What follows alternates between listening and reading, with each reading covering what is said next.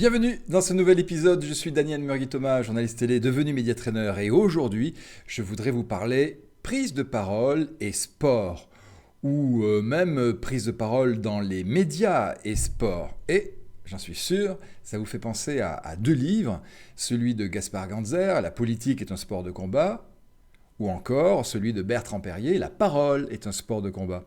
Et donc vous notez que dans les deux titres, il y a le mot sport et même combat, mais ça fera l'objet d'une deuxième vidéo. Aujourd'hui, je vais en rester sur le principe d'un acronyme, sport, et de faire de chaque lettre un mémo pour vous permettre que ce soit une victoire, votre prochaine prise de parole en public ou dans les médias. D'où ces lunettes façon Fabien Galtier, le sélectionneur de l'équipe de France de rugby, la casquette aux couleurs du club. Le club ici, c'est la boîte aux images. Prenez-le dans tous les sens, hein. Les images de votre smartphone, d'un téléviseur, mais également les images mentales, j'y reviendrai. Et puis, également, le survêt, pour être totalement dans la logique du sport.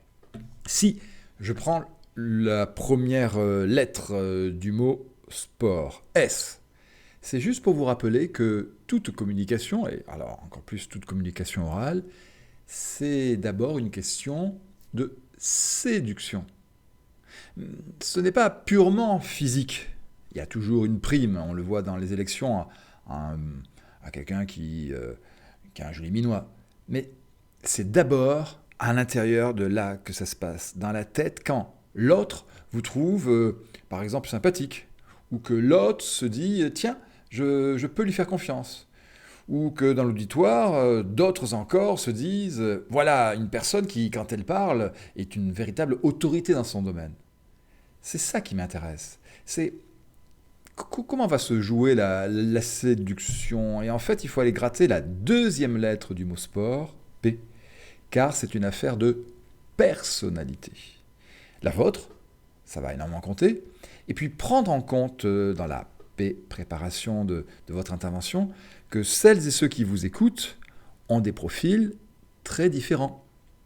D'ailleurs, puisque nous parlons sport, hommage à celui que je considère comme un grand communicateur et qui va illustrer par l'exemple ce que je suis en train de vous dire, Bernard Tapie. Trois quarts du temps, les motivations, les mobilisations, ce qu'on appelle les piqûres d'avant-match, sont des discours collectifs. Il n'y a rien de plus bête que ça. Chaque joueur est différent. Le contact avec le dirigeant et ce qu'on doit lui dire doit être adapté à chacun. Il y en a un, par exemple, avant de rentrer sur le terrain, il faut au contraire lui dire « Allez, c'est le plus beau jour de ta vie, rappelle-toi, tu vas voir ». Il y en a d'autres, il faut lui dire hey, « Je te préviens, hein ». Oui, il y en a, il faut les rassurer, il faut les détendre. Il y en a d'autres, il faut les reconcentrer, il faut leur dire hey, Il a tout dit très vite et bien sûr beaucoup mieux que moi. Alors pour en revenir à ce principe de la lettre P, personnalité, je vous renvoie notamment au disque qui vous permet vraiment de comprendre qu'il y a 4 grandes familles. Je vais rester sur les couleurs du disque.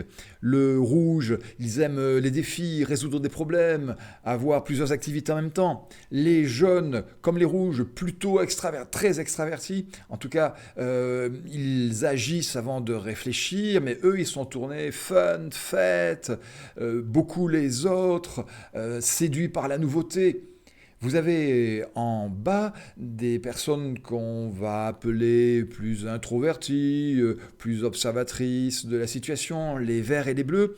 Les verts, ils sont également, comme les jaunes, tournés vers les autres, mais plutôt pour se mettre à leur service, avec des valeurs d'entraide, de groupe, de collectif très fortes. Et les bleus, qui sont les voisins de palier des verts, ils sont en bas, donc en situation plutôt de réfléchir, comme les verts, avant d'agir. Les bleus sont des personnes conformes, qui aiment bien appliquer le règlement. Parfois même, elles élaborent, elles sont précises, minutieuses. Il faut donc que vous ayez à l'esprit qu'il y a ces 4 grandes familles dans votre public, de vous poser la question de et moi, ma personnalité, c'est plutôt l'une desquelles. On les a toutes, hein, ces couleurs. Et ainsi vous dire, ok, je risque assez facilement de toucher au moins un quart de la population, en tout cas un quart de ceux qui m'écoutent, et les autres. Alors il va de soi qu'il y a des couleurs en fonction des publics. plus je vais m'adresser à des sportifs, et plus il va y avoir du rouge en face de moi. Si je suis un entraîneur, mon équipe va être une équipe de champions, de gagnants, donc plutôt orientée rouge. Mais mes recommandations sont également valables si demain vous devez intervenir dans un congrès, pourquoi pas de notaires. Et là, les couleurs des notaires, c'est le vert pour rendre service, être à l'écoute, et le bleu pour la précision de la loi et de son application. Séduire, prendre en compte les personnalités, c'est une règle de base dans toute prise de parole, en public ou dans les médias, il va falloir organiser vos propos, structurer le discours. Et pour cela, d'ailleurs, en lien avec la logique du disque, nous avons vu qu'il fallait prendre en compte soi, identifier notamment votre personnalité, l'autre ou les autres. Eh bien, ici dans le haut, c'est la notion de situation qui compte, de contexte. Vous ne pouvez pas parler de la même manière, par exemple, à un micro pour une interview, comme vous le feriez dans une salle où il faudra pousser davantage le son. Vous n'allez pas également vous adresser de la même manière à un public qu'il faut séduire parce qu'ils ne sont pas forcément acquis à votre cause.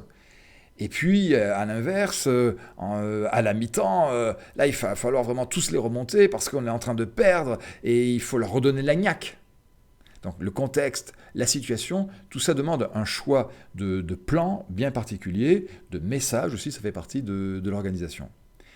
S, P, O, il y a un mot très important avec la lettre R, c'est la notion de ressenti. Alors, dans le sport, c'est ça qui est très beau, c'est que ça abolit les différences sociales, les catégories socio-professionnelles. On ne sait pas qui est toubib, qui est chirurgien, qui est pompier, qui travaille à la poste, qui fait les poubelles. On est tous ensemble dans un stade. On sera tous ensemble pour soutenir les athlètes pendant les JO.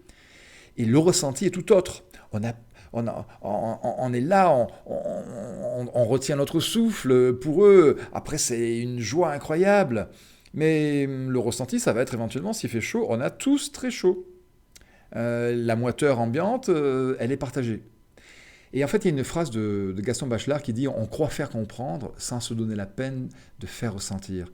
Je l'aime beaucoup, cette phrase. Je la dis souvent dans mes formations, dans mes coachings à l'oral. Il est essentiel, d'où le nom, je l'avais dit, de la boîte aux images, que vous puissiez créer des images mentales, que vous puissiez faire appel aux sensations. C'est d'ailleurs en lien avec la méthode cible, j'y reviendrai. Mais dans cible, au pluriel, à la fin, le S, c'est celui des sensations. Parfois, certains jettent un froid, en fonction de ce qu'ils ont dit. C'est une sensation. Et ce qui est très intéressant avec les sensations, c'est qu'elles ne font pas appel au mental. Par contre, elles font appel à un vécu qui est universel. Vous dites simplement, là on revient de Berlin et la semaine prochaine on sera à Madrid, parce que c'est une tournée de rock ou c'est une tournée de compétition sportive. Berlin ou Madrid, c'est des sensations. Berlin par exemple, pour certains c'est du son, poum, poum, poum, c'est la musique. Et pour d'autres, Madrid, ça va être la chaleur de ce plateau.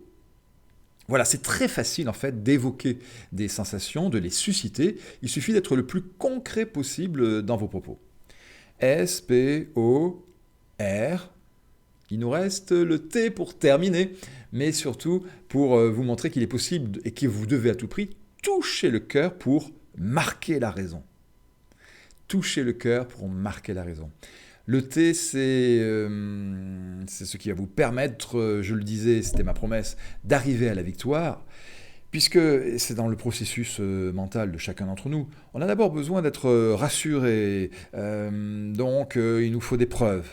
Mais il aura fallu aussi que vous nous ayez touchés auparavant. Il aura fallu que la flèche que vous allez rentrer dans le mental de celles et de ceux qui vous écoutent, elle ait touché leurs émotions. C'est les émotions qui nous mettent en mouvement. On achète toujours par coup de cœur, pas par coup de cerveau. Donc, veillez absolument à avoir un registre qui touche aussi bien, pour parler caricaturalement, les cerveaux gauches très rationnels et les cerveaux droits beaucoup plus dans le lien et l'enthousiasme. Pour revenir sur les couleurs du disque au cœur de ma méthode cible, pour revenir par exemple sur le rouge et le jaune, vous voyez, ça c'est des couleurs qui sont davantage celles de la persuasion des émotions. Le bleu, le vert font davantage appel à la raison, puisque les verts et les bleus réfléchissent avant d'agir, les jaunes et les rouges agissent avant de réfléchir. Tiens, mais je ne sais pas si vous allez le voir, parce que vraiment il faudrait que vous ayez un œil de lynx ici sur le logo de Paris 2024. Par contre, avec la vignette qui s'affiche en ce moment pour vous, c'est plus clair. J'ai parlé de ces 4 couleurs, mais on les retrouve. On les retrouve sur les anneaux olympiques, puisque ce sont les 5 continents. Et vous avez, par contraste, donc ces 4 couleurs plus le noir. Le noir, c'est la couleur du message. Il va falloir, de façon universelle, faire passer votre message à toutes les couleurs en présence. C'est aussi du sport. J'en ai terminé avec cette séquence du Media Trainer dédiée à la prise de parole en public et dans les médias. Si vous l'avez aimée, je vous invite à la liker, à la partager. Et si ce n'est pas encore le cas, à vous abonner à ma chaîne. Je vous dis à très vite pour la suite. Cette fois-ci, nous parlerons combat et donc communication de crise.